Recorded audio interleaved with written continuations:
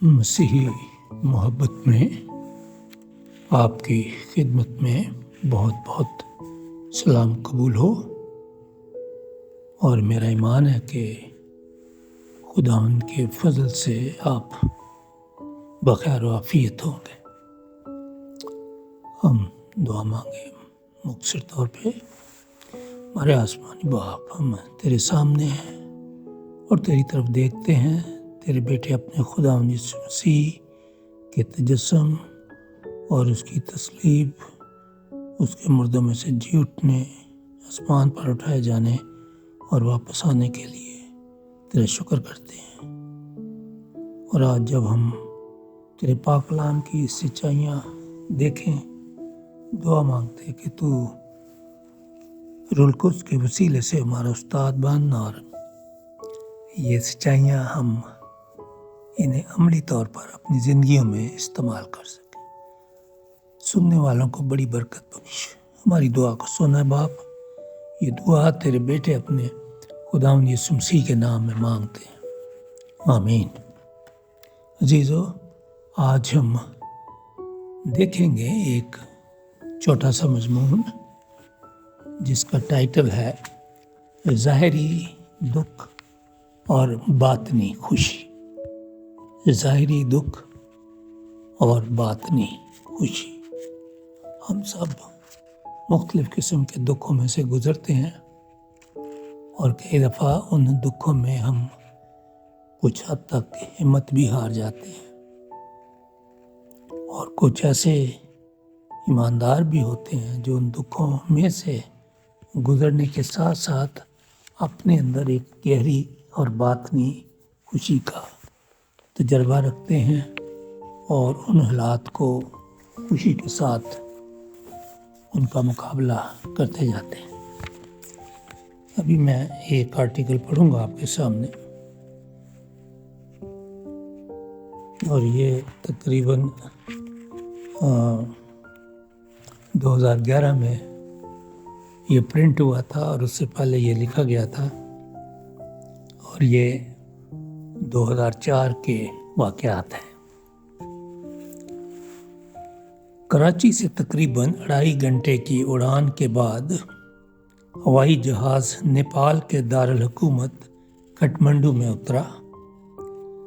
میرا میزبان ایئرپورٹ پر میرا منتظر تھا۔ یہ 21 جون 2004 کا دن تھا جب خدا نے مجھے پہلی بار نیپال میں خدمت کا موقع عطا کیا۔ نیپال کا کل رقبہ 1,50,000 کلومیٹر ہے۔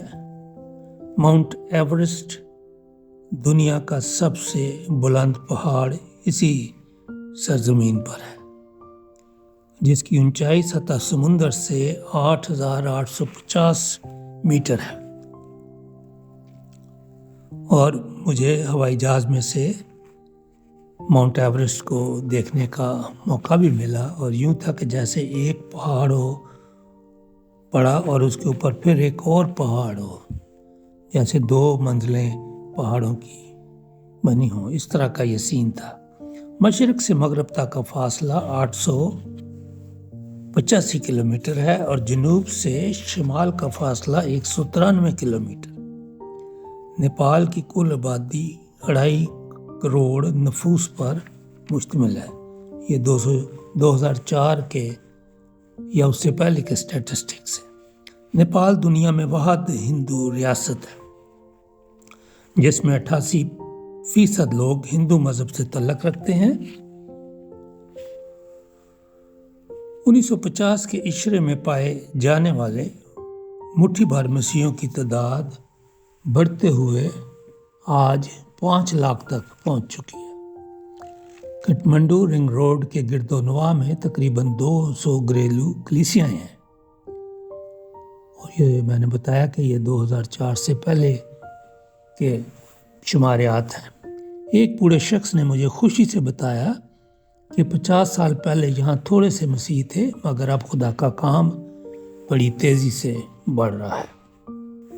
خدا مجھے اس نئے ملک میں ایسے تجربات سے دوچار کرنے والا تھا جنہوں نے مجھے روحانی طور پر بے حد تقویت بخشی اور خدا کی اور زیادہ گہری پہچان بھی عطا کی۔ نیپال میں 10 روزہ قیام کے دوران میرا میزبان مجھے ایک جگہ بنام کھوکانا لے کر گیا، جہاں میری جسمانی آنکھوں نے انسانوں میں بے بسی، مایوسی، ناامیدی، دکھ اور لاچاری دیکھی، مگر میری روحانی آنکھیں انہی انسانوں میں خدا کی محبت، جلال، تمجید، شکر گزاری اور فضل دیکھ سکیں۔ کھوکانا وہ جگہ تھی جہاں کثیر تعداد کوڑیوں کی تھی۔ اس کالونی میں کچھ دیر رہنے اور ان بے بس و لاچار لوگوں کے ساتھ وقت گزارنے کا موقع ملا۔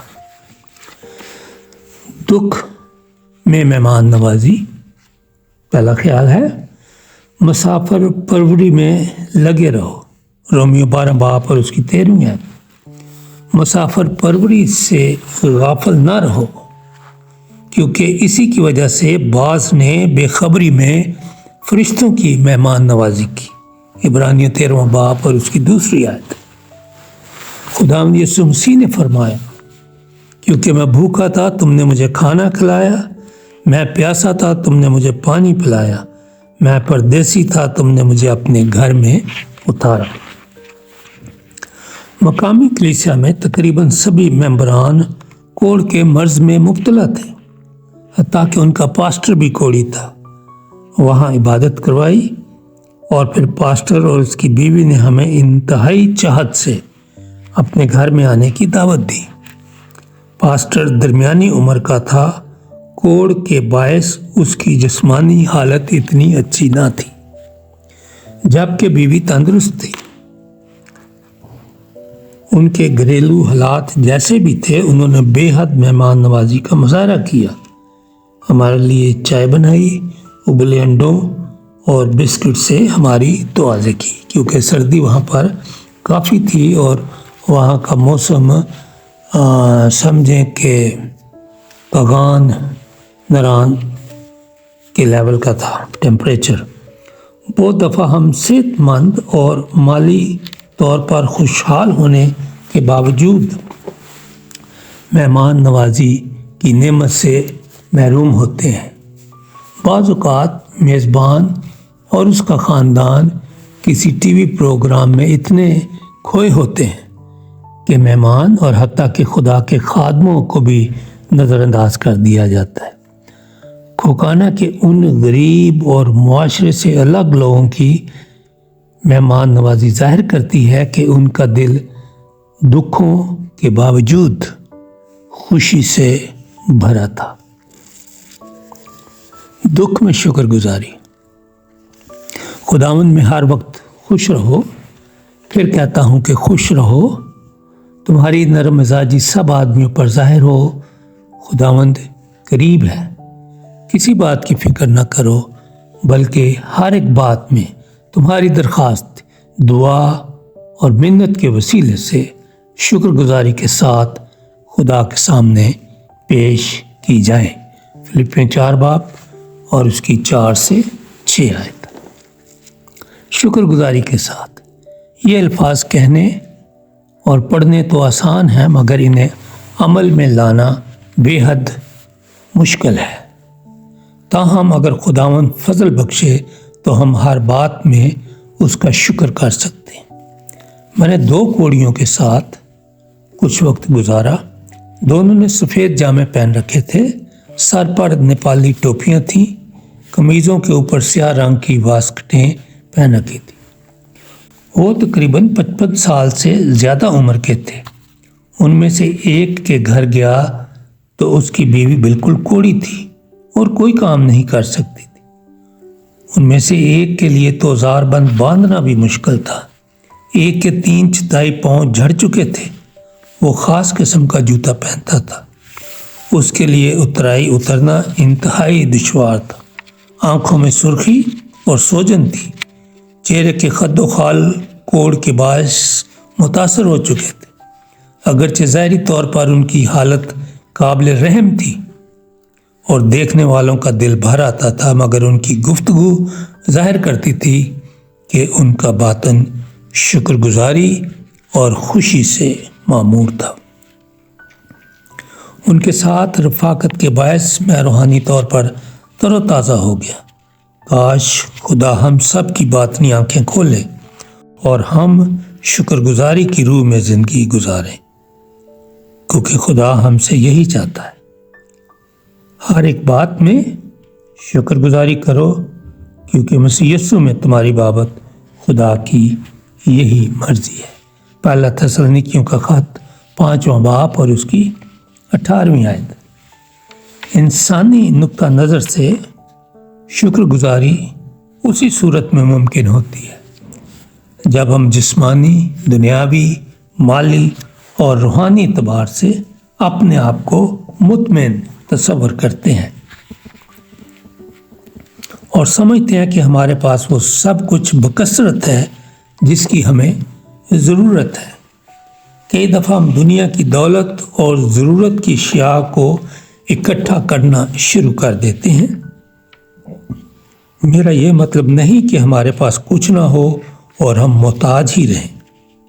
ہمارے پاس اتنا ضرور ہونا چاہیے کہ ہماری ضروریات اچھی طرح سے پوری ہو سکیں۔ اگر کچھ زیادہ بھی ہو تو برا نہیں، بلکہ ہم اسے خدا کی خدمت کے لیے بغیر کسی شرط کے پیش کر سکتے ہیں۔ کئی دفعہ ہم سارا دھیان صرف دولت اکٹھا کرنے اور کمانے پر لگا دیتے ہیں۔ یاکا کے بیٹے اجور نے کہا، آگے آیت ہے، میں نے تجھ سے 2 باتوں کی درخواست کی، میرے مرنے سے پہلے ان کو مجھ سے دریغ نہ کر۔ یہ 7ویں آیت۔ 8ویں اور 9ویں آیت میں لکھا ہے، بطالت اور دروغ گوئی کو مجھ سے دور کر دے اور مجھ کو نہ کنگال کر نہ دولت مند، میری ضرورت کے مطابق مجھے روزی دے۔ ایسا نہ ہو کہ میں سیر ہو کر انکار کروں اور کہوں خداوند کون ہے، یا مبادہ محتاج ہو کر چوری کروں اور اپنے خدا کے نام کی تکفیر کروں۔ ہمارا ایمان ہونا چاہیے کہ خدا اپنے الہی خزانے سے ہماری تمام ضروریات وقت آنے پر پوری کرے گا۔ یہ ایمان اور یقین شکر گزاری کے ساتھ ساتھ ہمیں اس قابل بھی بنا دیتا ہے کہ ہم اپنی برکتوں میں سے خدا کے لیے دیں۔ نمبر 3، دکھ میں دینا۔ خدا کے کام کے لیے دینا بہت مشکل عمل ہے۔ ایک دنیاوی شخص کے لیے اپنا روپیہ پیسہ دینا ایسے ہی ہے جیسے اپنے انگوٹھے سے ناخن کو جدا کرنا ہو۔ دینا ایک تکلیف دہ عمل ہے اور ہم جان بوجھ کر اس درد سے نہیں گزرنا چاہتے۔ Giving is a painful process. جس پیمانے سے تم ناپتے ہو اسی سے تمہارے لیے ناپا جائے گا۔ لوکا 6:38۔ دینا پاک روح کی ایک ایسی نعمت ہے جسے کئی ایماندار اکثر دوسروں کے لیے چاہتے ہیں مگر خود اس سے کتراتے رہتے ہیں۔ ایک ایماندار کوڑی عورت نے اپنی ناداری اور بڑھاپے کے باوجود اپنی آمدنی میں سے تھوڑا تھوڑا جمع کر کے 3000 نیپالی روپے اپنے پاسبان کو دیے۔